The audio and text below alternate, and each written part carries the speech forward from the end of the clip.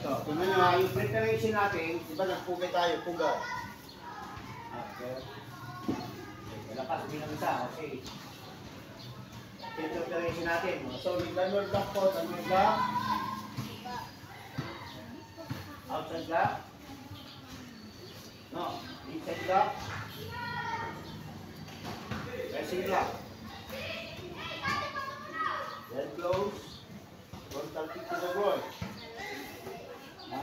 Tapos pag side kick natin, ang kamay natin, dito na, side kick. Dito, nakagano na yung side kamay natin.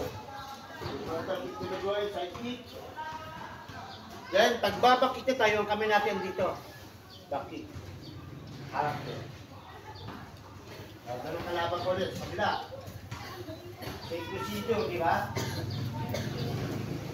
Ha?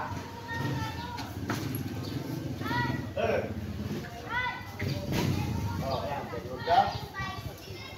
Outside block. Inside block. Rising block. Close. Frontal kick to the groin. Then, dito kamay ko, side kick. Then, ang kamay ko, dito na. Top kick. Harap do. So, nasa center na yung kalaban ko. Sisipahin ako sa groin. So, 1. Ngayon sa ulo, 2. Sinipa dito, 3. Sumutok, kabila, 4. Nakuha. Outside screw.